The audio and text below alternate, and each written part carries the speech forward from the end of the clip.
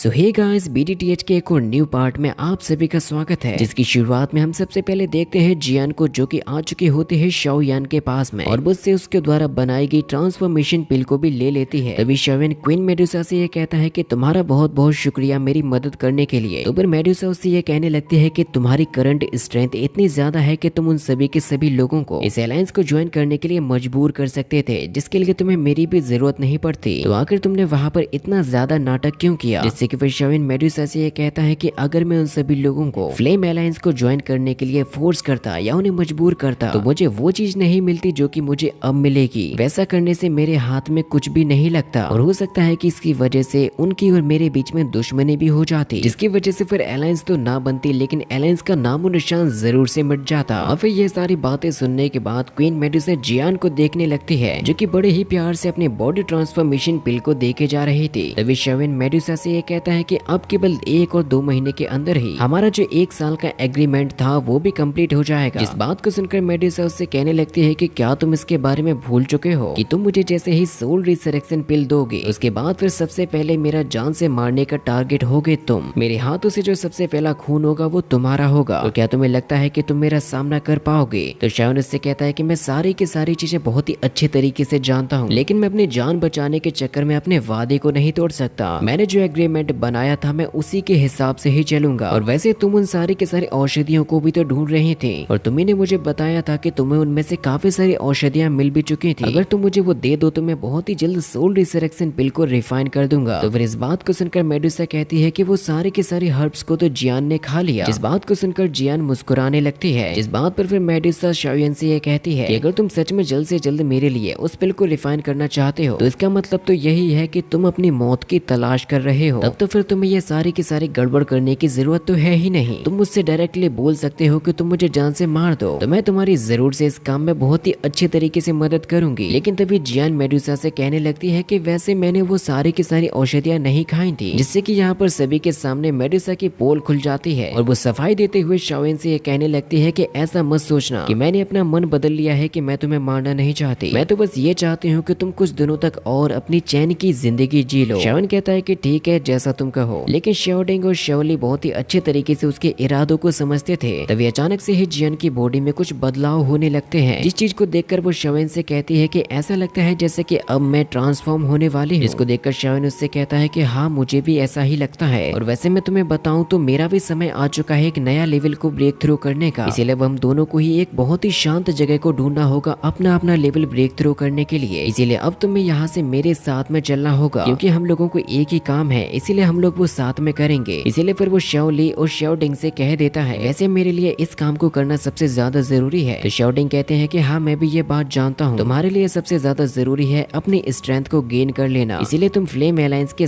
सारे मैटर को मेरे ऊपर छोड़ सकते हो। मैं तुम्हारी गैर मौजूदगी में सब कुछ संभाल लूंगा। और वो जैसे यहाँ से जाने लगता है तो मेडुसा शाओयान से कहती है कि अब तुम यहाँ से जियान को कहाँ पर ले जा रहे हो? तो शाओयान उससे कहता है कि जियान को ट्रांसफॉर्म होने में काफी ज्यादा एनर्जी लगेगी, जिससे मेडुसा उससे कहते हैं कि तब तो तुम्हें जियान को माउंटेन ऑफ वॉरक्राफ्ट में ले जाना चाहिए, क्योंकि वो जगह सबसे ज्यादा बेहतर होगी, क्योंकि वहाँ की जो मैजिकल बीस्ट की माउंटेन रेंज है वो बहुत ही ज्यादा बेहतर है। लेकिन वो तुम्हारे साथ में जा रही है, इसीलिए मुझे चिंता हो रही है, इसीलिए मैं भी तुम दोनों के साथ में ही चलना चाहती हूँ। तो शाओयान उससे कहता है कि वैसे हम लोग वहाँ पर अपने लेवल को एडवांस करने को जा रहे हैं और ये कोई मजाक थोड़ी है। तो मेडुसा उससे गुस्से से कहती है कि आखिर अब मैं इसका मतलब क्या समझूं? तो शाओयान उससे डरते हुए कहता है कि ठीक है, चलो हमारे साथ में। इसके बाद अब हमें एक सिटी का सीन दिखाया जाता है, जहाँ पर अब असल में पहुंचने वाले होते हैं जियान, शाओयान और मेडुसा। वो लोग इसके ब्रिज पर से होकर जा रहे थे और मेडुसा ने इस सिटी में आने से पहले अपने मास्क को भी लगा लिया था। तो चलते चलते शाओयान और जियान से आगे निकल जाती है। शाओयान तभी उन लोगों से कहने लगता है कि ये वही जगह है जहाँ के एक्सपीरियंस को मैं कभी भी नहीं भूल पाऊंगा। तो फिर जियान अपने चारों तरफ देखते हुए शाओयान से ये कहती है कि आखिर इस छोटे से टाउन में ऐसी कौन सी चीज है जिसके एक्सपीरियंस को तुम कभी भी नहीं भूल पाओगे? जिससे कि शाओयान उससे कहता है कि इस टाउन को बोलते हैं किंग शैन टाउन और केवल यही एक रास्ता है जहाँ से हम लोग माउंटेन ऑफ वॉरक्राफ्ट में जा सकते हैं। इसीलिए ये जगह मुझे काफी ज्यादा पसंद है। लेकिन जब इस किंग शैन टाउन के लोग मेडुसा को अपने सामने से गुजरता हुआ देखते हैं तो वो लोग तो उसकी खूबसूरती को देखकर एकदम ही दंग रह जाते हैं, क्योंकि उन लोगों ने कभी भी इतनी ज्यादा ब्यूटीफुल लेडी देखी ही नहीं थी। कुछ लोग तो उसको देखकर अपना रास्ता ही भटक चुके थे, लेकिन अपने चारों तरफ ही इतने ज्यादा हवसी लोगों को देखकर मेडुसा को काफी ज्यादा गुस्सा आता है, जिनके ऊपर वो अटैक करने के लिए भी प्रिपेयर हो जाते हैं। लेकिन शाओयन उससे कहता है कि भूल जाओ, ऐसा तो हमेशा ही होगा। इसीलिए फिर वो ये नाराजगी भुलाकर यहाँ से आगे बढ़ने लगती है। उन लोगों ने चलना शुरू ही किया था कि तभी टाउन के अंदर से एक बंदा और उसकी छोटी भतीजी उसके साथ में दौड़ते हुए आ रहे थे, जिनके पीछे कुछ लोग पड़े हुए होते हैं और वो उन्हें जान से मार देना चाहते थे। वो सभी के सभी लोग उनको घेर लेते हैं और ये कहने लगते हैं कि आज का जो हमारा बैटल तुम्हारे मर्सनरी ग्रुप के साथ में हुआ था, उसके हिसाब से तुम में से किसी को भी जिंदा नहीं छोड़ना है, इसीलिए तुम लोग भी यहाँ से जा नहीं सकते। तो फिर वो बंदा कहने लगता है कि हम पूरा का पूरा किंग शैन टाउन तो तुम्हारे हवाले कर चुके हैं, तो फिर आखिर क्यों तुम लोग हमें मार देना चाहते हो? इतना भी ज्यादा लालच करना ठीक नहीं होता। तो फिर उनमें से एक बंदा कहने लगता है कि हमें इस बात से कोई भी फर्क नहीं पड़ता, हमारे बॉस ने हमसे ये कहा है कि एक भी मर्सिनरी ग्रुप बचना नहीं चाहिए, लेकिन ये जो तुम्हारी भतीजी मिस लिंगर है, अगर तुम उसे हमारे हवाले कर दो तब शायद तुम बच भी सकते हो, क्योंकि हमारे बॉस ने इस लड़के के साथ में आज रात की एक मीटिंग को फिक्स किया है, जिसके लिए तो हमें इसको यहाँ से ले जाना ही पड़ेगा। जिससे कि वो सभी के सभी लोग हंसने लग जाते हैं। इस टाउन के लोग कहने लगते हैं कि अब तो मर्सनरी वाले सभी के सभी खत्म हो जाएंगे, क्योंकि ये जो स्नेक नेस्ट वाले हैं वो बिलोंग करते हैं ही फैमिली से, जिनके पास में डो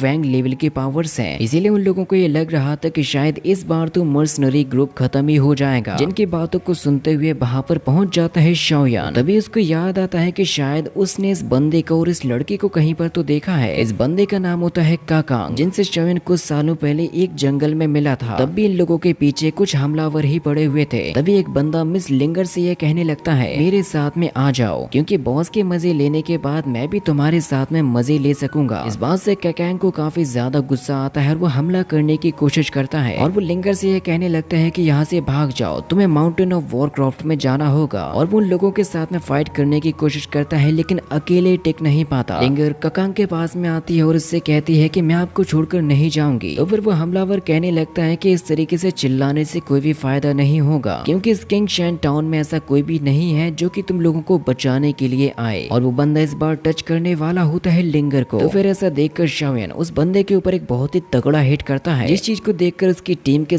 सभी लोग चौंक जाते हैं कि आखिर अब ये कौन आ गया। शाओयान लिंगर के सामने खड़ा हो जाता है, जिससे कि वो हमलावर कहने लगते हैं कि आखिर तुम कौन हो और तुम्हारी हिम्मत कैसे हुई स्नेक नेस्ट के लोगों के बीच में पड़ने की? पूरे टाउन में ऐसा कोई भी नहीं है जो कि हमारा मुकाबला कर सके। और जो मेन बंदा होता है उसको काफी ज्यादा डैमेज पहुंचा था। वो शाओयान से कहता है कि बच्चे तुम्हारे अंदर दम तो है, वरना तुम कभी भी स्नेक नेस्ट के लोगों के साथ में बढ़ने की हिम्मत नहीं करते। वैसे अभी तुम हमारे लीडर को नहीं जानते, क्योंकि वो असल में सन इन लॉ हैं ही फैमिली के। वे मिस्टर काकांग भी शाओयान से ये कहने लगते हैं कि हमें बचाने के लिए आपका शुक्रिया, लेकिन हम यही सलाह देंगे कि आप यहाँ से जल्द चले जाओ, क्योंकि अगर ही फैमिली का कोई भी बंदा यहाँ पर आ गया तब फिर आपके लिए यहाँ से भाग पाना मुश्किल हो जाएगा। तो शाओयान कहता है कि आप चिंता मत कीजिए अंकल काकांग, मैं आपको बचाऊंगा और इन सभी लोगों को मारूंगा भी। मैं आपसे वादा करता हूँ कि इस टाउन को तो छोड़ो, पूरे जियामा एम्पायर में से कोई भी आप पर हमला करने की कोशिश नहीं करेगा। वो स्नेक नेस्ट का बंदा कहता है कि बहुत बड़ी बातें कर लेते हो बच्चे। वो अपने साथियों से कहता है कि इस लड़के को जाकर खत्म कर दो। और वो लोग जैसे ही उसकी तरफ बढ़ने लगते हैं तो शाओयान उनसे कहता है कि संभल जाओ, अगर गलती से भी मुझ तक आने की कोशिश की तो बेकार में मारे जाओगे। वो लोग नहीं मानते और शाओयान अपनी केवल एक टेक्निक को यूज करता है, कि वो सभी के सभी बंदे धूल बन के उड़ जाते हैं। वो स्नेक नेस्ट का बंदा कहता है कि आखिर तुमने इन लोगों के साथ में क्या किया? तो फिर शाओयान उसको उठाकर उससे कहने लगता है कि आज के बाद कभी भी कमजोर लोगों को बुली करने की कोशिश मत करना। और वो उसको सीधा ले जाकर एक काफी बड़ी दीवार से मार देता है, जिसके बाद फिर शाओयान लिंगर से कहने लगता है कि शायद तुम लोग मुझे भूल चुके हो। जिसको देखकर लिंगर कहने लगती है कि मैं आपको पहचान गई हूँ, आप शायद शाओयान भाई हो। और इसी के साथ में ये एपिसोड भी यहीं पर खत्म हो जाता है।